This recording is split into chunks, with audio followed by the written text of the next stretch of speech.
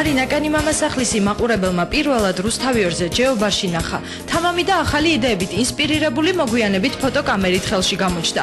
იღებდა ყველაფერს: ქუჩის მიტინგებს, კლუბებს, ბავშვებს, მოხუცებს.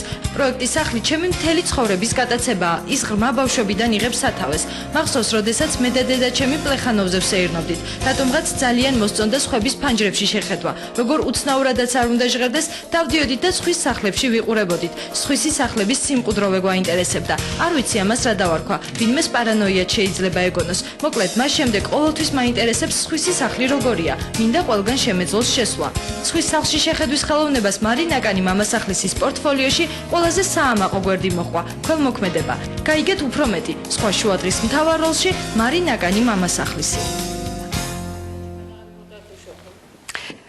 მარინა კანი მამასახლისი, ჩვენი ძველი ნაცნობი მეგობარი, ძალიან საინტერესო ადამიანი. წავედით თიკა. მე სიამოვნებით ვადენოთ ალყური ამანას და ამ ლამას ფოტოებს. მარი, მოგესალმებით. სალამი მარი და მინდა გავიხსენო ის დრო, როდესაც შენ იყავი არა მარინა კანი მამასახლისი, არამედ მარინა კანი და იყავი ჩემთვის ერთ-ერთი ყველაზე მნიშვნელოვანი, ასე ვთქვათ, სატელევიზიო ევოლუციაში პროექტის ჯეობარის პირველი სეზონის მონაწილე და არ ვიცი, მართლა გამორჩეულიყავი, ყველა მიყვარს. აი ვაღიარებ, ყველა მონაწილე მიყვარს, მაგრამ მარი იყო იმ პროექტში, რა ვიტყვი, დინამიტი, მოტორი, ზეთი, ბენზინი, ყველაფერი. ხო, იმიტომ რომ ნუ ისეთი იყო და ძალიან ბევრი ფანი ყავდა და ძალიან ბევრი გვანერვიულა კიდევაც.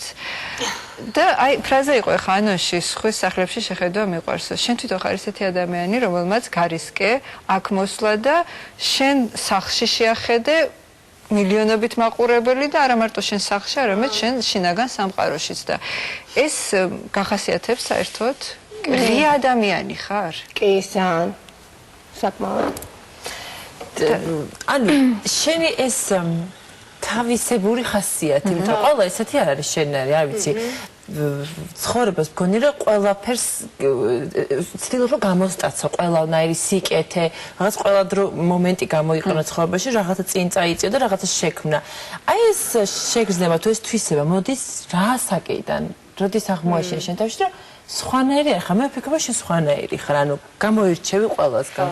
მაგას მეც ვგრძნობ. და როდის იგრძენი პირველად ეს სხვანაირი იყავი? თუნდაც ის სხვის სახლებში ყურებოდი და ამას სხვები არ აკეთებდნენ, ამას შენადა და ფარულად აკეთებდი, ამასთან აცნობიერებდი, ხო ალბათ, ხო? აი ეს დედაჩემის ბრალია, როცა ვსეირნობდით ხოლმე, მუშაობდა იქ რა ქვია, მსახიობთა თეატრში მუშაობდა, მიშა თუმანიშვილის ასისტენტი იყო და მე მივყავდი ყოველთვის რეპეტიციებზე ვიჯექი და უყურებდი და იქიდან რომ მოვიდიოდით და ვსეირნობდით პლეხანოვზე, ყოველთვის მახედებდა ხოლმე ფანჯრებში, იქ ხო იყო ერთ პირველ სართულზე სულ სახლები, ახლა პლეხანოვი მაშინ გახსოვთ როგორი იყო, ხო? და ისე მახედებდა, უყურებდით სხვადასხვა სიტუაციებს და ნუ მიყვებოდა ამაზე, რომ ნახე რა საინტერესო, როცა დააკვირდები და უჭრიდა. თვითონ რეჟისორია, ხო, და ეს შენ რაღაცა შთაგონებას ალბათ, მე კიდე ბაბუ არქიტექტორი მყავდა, რომელიც ესე ბაზარში რომ მივიდიოდით, მაშინ კოლმეურნეობაზე იყო, მთელი ეს გზა სულ დაკვირვებებს ვაწარმოებდით სხვადასხვა შენობებზე, ადამიანებზე და სულ მესაუბრებოდა და აქედან გამომდინარე ალბათ გამიხდა ეს დაკვირვებული თვალი და თვალთან ერთად ტვინიც. კი, დედის ერთად. ვიცი რა მინდა ვკითხო, ჯერ იმ პერიოდში ეპატაჟურ ადამიანად თვლის საკუთარ თავს. ხო, საზოგადოება უფრო თვლის. ხო. შენ არ ვიცი, ალბათ შინაგანად მაქვს რაღაცის. კი, ალბათ ხო. არ მომას ძალით არ აკეთებ, იმიტომ რომ შენზე ისაუბრონ, იმიტომ რომ ვიღაცამ შეგა. პირიქით, ხანდახან ძალიან მინდა ხოლმე რომ ვიყო ჩვეულებრივი ეს მომენტი მართლა მაქვს, რომ აი რა მოხდება რომ გაწონასწორებული ვიყო. აბა რა სარქმე მაშინ აი ამბობ რომ ხო მე ვგრძნობ რომ არ ვარ ისეთი როგორც ვერა ვარ განსხვავებული. მაშინ ხო აი ეს ენერგეტიკა რომელიც შინაგანად მაქვს. შენ როგორ ახასიათებდი საკუთარ თავს, როგორი ხარ? ხო ვარ ალბათ ეს არ ვიცი ეპატაჟური თუ რაღაც ექსტრავაგანტული რაღაცა სიტყვა არის რაც არის მაქსიმუმზე ემოციური. ზე ემოციური. იყოს ესე? იყოს ხან ენერგიული ძალიან. იმიტომ რომ შინაგანად რომ მინდა ხოლმე ძალიან დავწყნარდა და გავბალანსდე, არის ხოლმე ეს მომენტები, როცა ვზრდით ჩემ თავს და მინდა ვთქვა რაღაც კუთხით განვითარება, ხო? და ვცდილობ რომ ძალიან ისეთი ვიყო, გაწანასწორებული, მშვიდი. შურს ეგეთი ადამიანების და ჩემ ფსიქოლოგს ვეუბნებოდი ადრე მახსოვს, რომ აი ძალიან შურს მეთქი რომ სხვები რო არიან, ძალიან წყნარები თქო და როგორ გავხდე მეთქი, მე წყნარი თქო და იციო რომ შენი შურთო იმათო და შენო ეგეთი ხარ და შენი თავიო მიიღეო რომ ეგეთი ხარ და ეს პირიქითო ისიამონე ამით და გამოიყენე ესო და ამის მერე მივხვდი რომ მართლა შეცვლა არ შეიძლება ადამიანის როგორც იბადები ისეთი ხარ უნდა გაიცნო შენი თავი ჯერ მე უკვე ამით ისიამონე რა თქმა უნდა გამოიყენე ხო და მგონია რომ ვიყენებ მაგრამ მივხვდი ჩემ თავთან გასაღებს და ვცდილობ რომ გამოვიყენო რა თქმა უნდა ეს ენერგია თორე აბა ხას თუ ვითამაშებ რომ სხვანაირი ვარ ამით რა შეიძლება ერთ დღესაც მივხვდები რომ ესე არ არის და იყრა პროფესიაში ყველაზე წარმატებულად, იმიტომ რომ ყოველთვის გამოირჩევა შეინამუშევრები და რაღაცა ხელწერა თუ იდეები მე ძალიან რაღაცა მიმართულებები რაკურსები ყოველთვის სხვანაირია ნებისმიერ სფეროში, თუნდაც ფეშენის კუთხით, ხო? რაღაცა არის თითქოს სტანდარტი, გლამურული რაღაცა, მაგრამ შენ სხვანაირად ხედავ და მე მოყავ შენსკენ დიზაინერია ეს თუ მოდელია თუ არ ვიცი დამკვეთია ჟურნალის რედაქტორი თუ სხვა და სხვა. ამას როგორ ახერხებთ ამაჯერებელი იყო იმაში რასაც ხედავ შენ და რომ დაუმტკიცოს რომ ესე ჯობია. გეტყვი მე მგონი ეგ არის იმის ბრალი რომ ფანატურად მიყვარს ჩემი პროფესია და ეს ფანატიზმი მე სხვასაც ნუსხავს ხვდები ეს იმდენად ბუნებრივად მე თვითონ მომწონს ხოლმე ეს ჩემი თქვათ რაღაც იდეა ან მე თვითონ იმდენად მინდა რომ მოდა იყოს არა მარტო მოდა არამედ დავკავშირო არქიტექტურასაც იყოს ცოტა კონცეპტუალური და იმ თქვათ ვიზუალში და იმ ესთეტიკაში იყოს რაღაც აუცილებლად იდეა რაღაც ფილოსოფიურად უყურებ ფოტოგრაფიას და თვითონ კომერციაშიც ესე ვარ როდესაც მიბარებს თქვათ ბანკი და რაღაც მიკვეთავს რაღაც ჩვეულებრივ რაღაც კომერციულობას, სულ ვცდილობ ხოლმე იმაში ჩავდო რაღაცა აზრი. და იმდენაზე ეტყობა მე თვითონ მინდა რომ სხვები თვითონ მომყვებიან. გადამდებია, ხო. კიდე იცი რა მინდა კომპლიმენტად გითხრა, განსაკუთრებით ქალი ფოტოხელოვანისგან, ფოტოგრაფისგან, ეს ძალიან დასაფასებელია ჩემთვის, როდესაც შენ ფოტოებში ყველა გარეგნობის ქალი ლამაზია. შენ ასე ხედავ ქალებს და მე პატივისცემით ვიმსჯვალები ასეთი ხელოვანების მიმართ, იმიტომ რომ შენ ასე ხედავ საერთოდ ცხოვრებას? კი. და რატომ აირჩიებ, თქვათ, ესეთი მრავალმხრივი ადამიანი ხარ, ღია ხარ ყველანაირი ცოდნის და ინფორმაციის მისაღებად დღესაც, ხო? და იმ ასაკში განსაკუთრებით, როდესაც არჩევას აკეთებდი. რატო გადაწყვიტე ერთის მხრივ შეიძლება ტექნიკურად რთული, საინტერესო, მაგრამ შინაარსით როგორც შენ ამბობ, ნაკლებად დატვირთული ჟანრისთვის ფოტოგრაფიის, როგორც არის fashion მოდა, ხო, ეს რაღაცა გლამურული. როცა შეიძლება და დოკუმენტური ფოტოსთვის მიგემართა, რეპორტაჟული ფოტოსთვის მიგემართა, ცხელი წერტილები, სოციალური თემატიკა. აი რატო წახვედი აქ? მაინც გოგო ხარ? არა, იცი რა შესაქმე, მარტო მოდას არ ვიღებ მე. ვიცი, მაგრამ მე მივხვდი რასაც გულისხმობ შენ, ხო, ეს ხელი წერტილები რაღაც ყოველთვის მაგს ხომ ეს სიმართლე რო გითხრა, შინაგანი ეს ტოლვა, ის კი არ მე მგონი შენ ოპერატორი ხარ, ხო? ხო. შენ პირველი პროფესია. დავყოფი ვარ მაგ პროფესიაში. ხო და მინდოდა მეც რომ ოპერატორი ყოფილიყავი და არ ვფიქრობ რომ ჩემი ეს რაღაცა ეს ამოვწურე სურვილები, ანუ მარტო მოდას არ ვიღებ, ესევე ვიღებ არქიტექტურას, ესევე ვიღებდი ომზე რო იყო ფილმი, იქ ვერტალეთში ვიჯექი და იქიდან ვიღებდი და ძალიან სიამოვნებას ღებულობდი. როგორ გადაგბირა, იმიტომ რომ შენ რაღაცა სოციალურად ძალიან სენსიტიური ადამიანი ხარ და როგორ ვერ გადაგბირა ამან. ეს ალბათ იმის ბრალია რომ მოყავს ორი ბავშვი. ხო. და ნუ ვარ დედა. და ძალიან ძნელია ხა იყო თან დედა, თან ხელწერტილებში იყო, ეს ყველაფერს ფიზიკურად ვერ მოახერხებ. თუმცა ზის ჩემში ეს ქალი სნაიპერები რო არიან და რო ძალიან უყვართ ეს აპარატი მაძლევს ამის საშუალებას, რომ იქ რაღაც თუმცა გეუბნები კიდევ ერთხელ რომ როცა ხარ დედა და ცდილობ რომ ძიძა არ ყავდეს, არავინ არ გეხმარება, მთელი შენი ეს სიყვარული და თქვა ამაგი ბავშვებზე გადაიტანო, დროის უქონლობას განიცდი. არის ეგეთი. მაინტერესებს საერთოდ ფოტოგრაფია როგორ მოვიდა შენთან, იმიტომ რომ რაღაცა იმდენად მრავალ ბევრგან შეგეძლოთ არ ვიგეპოვნა, აი ფოტოგრაფია როგორ ამოირჩი ესე თქვა, ის მოვიდა შენთან თუ შენ მოხვდი ისეთ ადგილას რომ მივხვდი რომ ეს არის კადრის გაჩერება არის შენი ცხოვრება. სიყვარული ეს მე აღმომაჩენინა თვითონ ფოტოგრაფიამ. ხო, რაც შეეხება ამ პროფესიას, მე სიმართლე გითხრათ, თავიდან სამსახიობაზე ვსწავლობდი.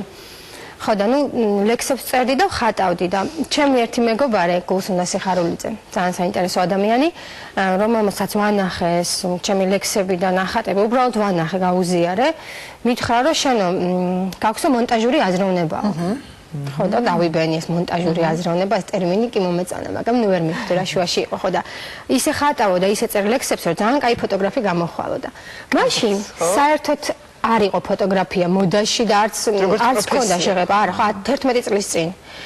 და მეთქი ფოტოგრაფი რა მეთქი ახლა მეგონა რომ ეს რაღაც ატელიეები რო იყო და უბრალოდ რო რა უნდა გავაკეთო ვერ წარმოვიხო მაშინ ძალიან პრიმიტიულ დონეზე ვიცოდი ეს ყველაფერი არ ვიცოდი რომ ამხელა შესაძლებლობა ხო შესაძლებლობა შემექმნებოდა და მაინც დაუჯერე იმიტომ ძალიან ჭკვიანი ხალხია ბევრი რამე რაც მირჩია მართლა ისე გამართლა მაშინ ქონდა მე ვატო წერეთელს გახსნილი ეს ანტვერპენის ფილიალი იყო მაფი ერქვა და რომ შევედით იქ ამ სასწავლებელში სუმაკინტაშები იდგა ძალიან ფერადი თაროები ძალიან კარგი ბიბლიოთეკა აუ ძალიან თან მაშინ წარმოიდგინეთ რომელი წელი 1999 და ეს ულტრათანამედროვე სივრცე რო დავინახე და ეს ბოქსები და მაკინტაშები და რაღაც უცხოელები და ეს ბიბლიოთეკა იყო ფანტასტიკური ჰოლანდიიდან ჩამოტანი რაღაცა მომნუსხა ამან და მე რო დავიწყე იქ წიფახა მასწავლი და ძალიან კაი პედაგოგია და ისე პირველივე კურსზე მოხდა ეს ვარდების რევოლუცია.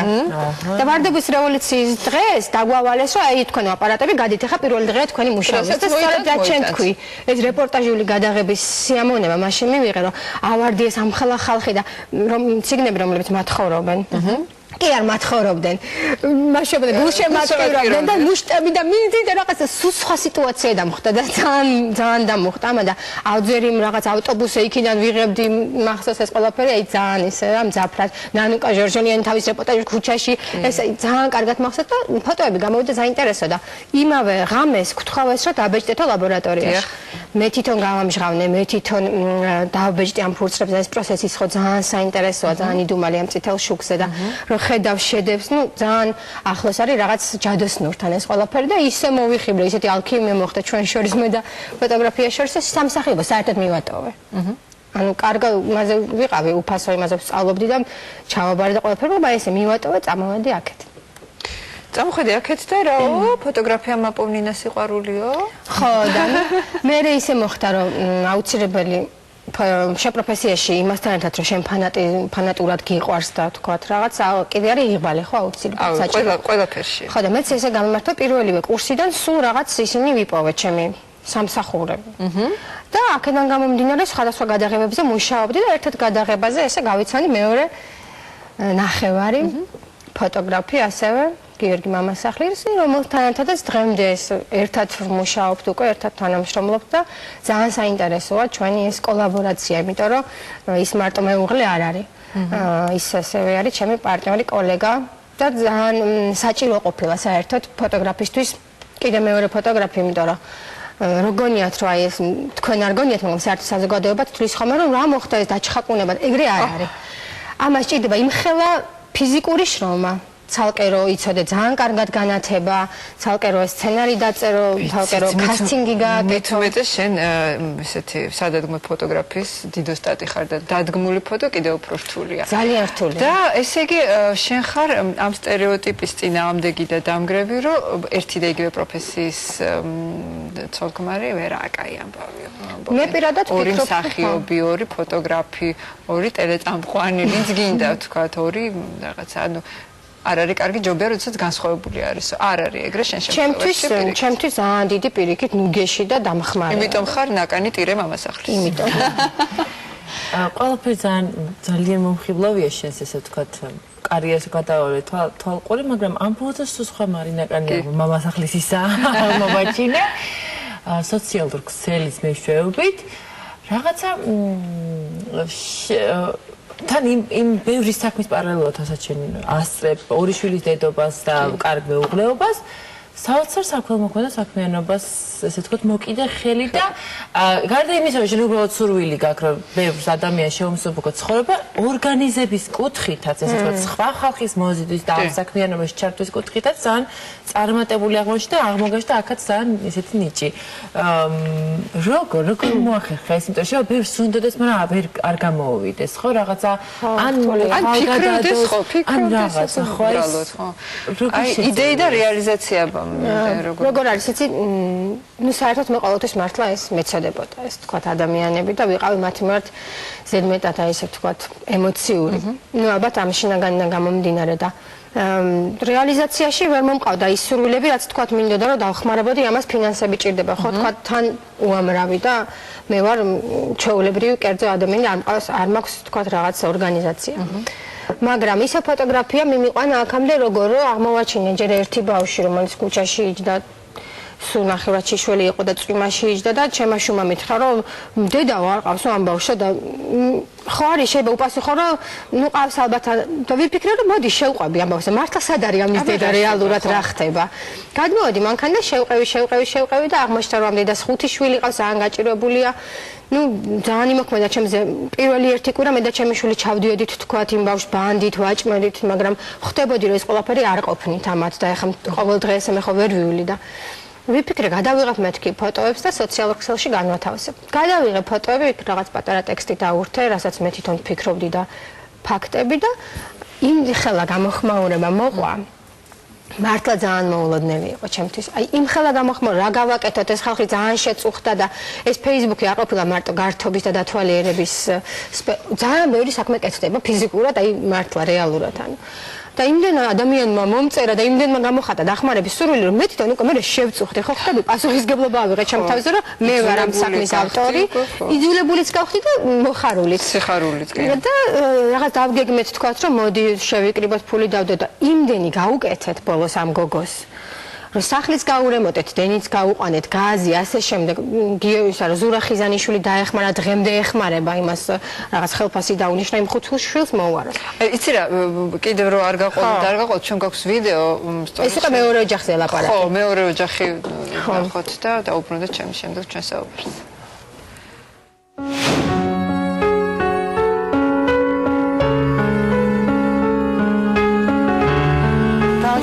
ვიყავს სამი, ნინო, ნიკა და დავითი. და ეხლა ჩამოვიდა მეუღლე. ძალიან მიჭირდა უკიდურესად. დავდიოდი რომ ეს ბავშვები გამიზარდა, ხან ბანკში მუშაობდი 5 წელზე, ხან მეორადებში, არც ტუალეტი მქონდა, არც ვანა, არც პირობები მქონდა, კაი რომ არ წყალი გაგეცხელებინა და ბავშვები გებანაებინა და რაღაცა გაგიკეთებინა. მარი მიეხმარა ქავთარათები და მე ვთქო ვიღაცას მომცა საკონტაქტო და დაუკავშირდი მარის. მაშინ ვიყავი ფეხზე. ველოდებოდი მარის ზარს. სანამ ჩვენ გავიცნობდი ცხოვრობდა ამ სახლში, ძალიან პატარაა ეს სახლი, ანუ სახლიც არ ქვია. ფარეხზე ბევრად პატარაა, ავტო ფარეხზე, ალბათ არ ვიცი 2 მეტრი 3 მეტრზე. ამ 2 მეტრში და 3 მეტრში უნდა ყოფილიყო ლოგინები, 3 ბავშვი ყავს უკვე, ტანი 60 და თითოეულს და რაღაც უნდა გაეკეთებინა. მე მარინაც გამომეხმაურა და დამირეკა და ღმერთის წყალობით დავიწყეთ ამ სახლის აშენება.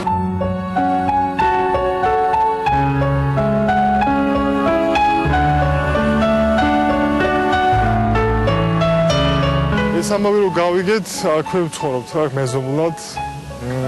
ვეცადეთ რომ დაგვეკავშირებინა ბევრი ადამიანი ერთმანეთთან, ვისაც რაც საშუალება ქონდა, ზოგს ფინანსური, ზოგს ფიზიკური, ზოგს რაღაცა კავშირები. Facebook-ის ჯგუფი გავაკეთეთ, სადაც ძალიან ბევრი ადამიანი აქტიურობდა. ძალიან დაგვეხმარა ერთი პონელი მოქალაქე, რომელმაც გვაჩუქა ფული, რომ დაგვედგა რკინის კონტეინერი. მაგრამ გადავწყვიტეთ, რომ რკინას ამ ხუთს ჯობდა ხის კოტეჯი, რომელიც უფრო ჯანმრთელია და უფრო დიდია. მანამდე არც დენი მქონდა 4 წელი უდენოთ ვიყავი. ფეჩიც არ მქონდა, ეხლა შემიძინეს. გარდა სახლისა დაუკანონებთ ეს მიწა გეგის დახმარებით ჩვენი ბაისების მეგობარია. არის 200 კვადრატი არის ამ ქალბატონის. გაუყანეთ წყალი, კანალიზაცია, რაღაც თანხა დარჩა და უყიდით გამოთქვამებს. რამოდენიმე დღეს წინ გაუყანეთ დენი და დარჩა გაზის გაყვანა. დაექვე გადის ეს მილი და ვთხოვთ ყასტრანს გასრო, გაგვიწიოს ანგარიში და უბრალოდ დააჩქაროს ეს პროცესი.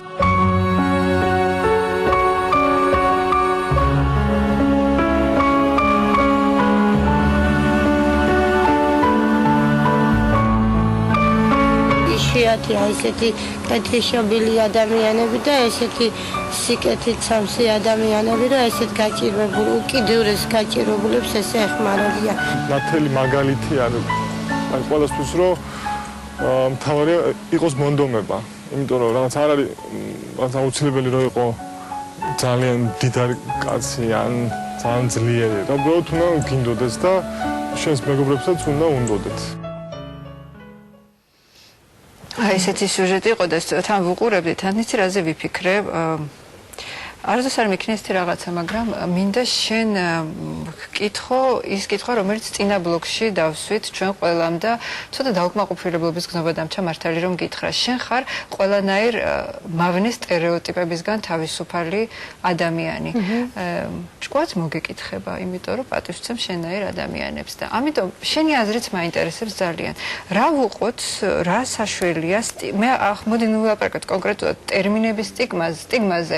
აი ვისაც ვუყურებდი, ესეთი ადამიანების სტიგმა, ეს არის აზროვ დამოკიდებულების სტიგმა, ხო?